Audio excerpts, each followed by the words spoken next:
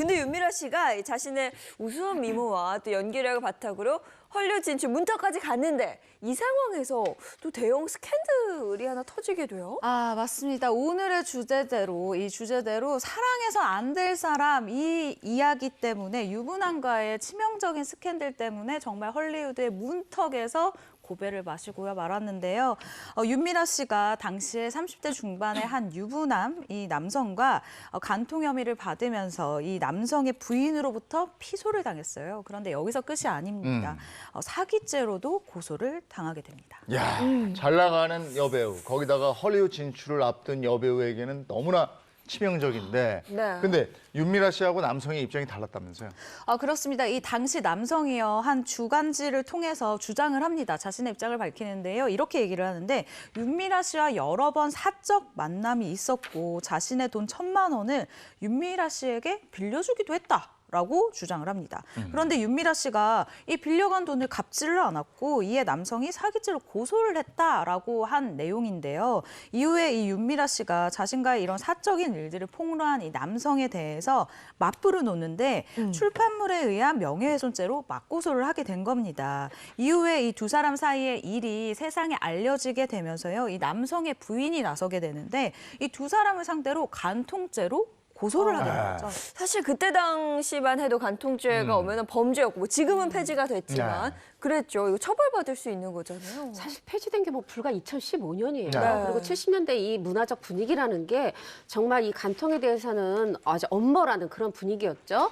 자, 이제 보시면 일단 이게 윤미라 씨는 어떤 부인이 있으니까 간통죄, 거기다가 돈 1,000만 원 빌리고 안 갚았어? 사기죄. 요 두 부분. 이 남성은 간통죄 함께 있고 또 하나는 이렇게 사실이 아닌 것을 언론을 통해서 공개했다. 이 출판물에 의한 명예훼손죄. 각각 두 가지 혐의를 받게 되는데 이때 당시에 윤미라 씨가 이렇게 설명을 합니다.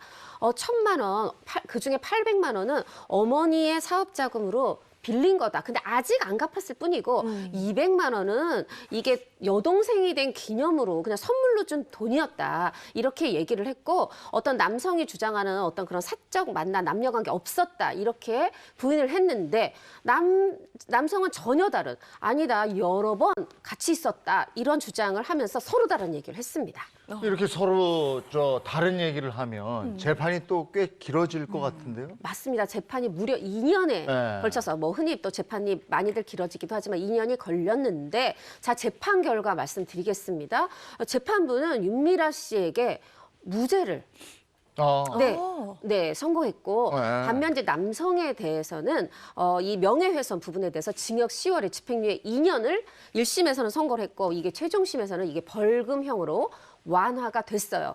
그럼 일단 뭐 윤미라 씨가 무죄 판결은 났지만 이미 뭐 그럼. 네, 그렇죠. 그렇죠. 배우로서의 그렇습니다. 이미지는 실추가 됐는데 당시 윤미라 씨가 공연히 팬분들께 실망을 끼쳐드려서 죄송하다. 다시 한번 열심히 해보겠다. 네. 이런 소감을 남겼었습니다. 자, 무죄 판결이 났으니까 이제 뭐 여러 가지로 흠이 되긴 했지만 네. 그래도 제기를 해야 될 거 아니에요? 어떻게 제기했나요? 네, 이 긴 법적 송사가 끝나고 나서 영화 캐스팅 제의를 받았는데요. 제의를 받은 작품을 이렇게 싹 읽어보고 정말 눈물을 흘렸다고 해요. 스캔들후 복귀작 영화가 이 여자의 이 아픔을인데 자신의 이야기 같았다라는 거예요. 1980년 추석에 개봉을 해서 관객몰이를 하며 아주 성공적으로 컴백을 하게 됩니다.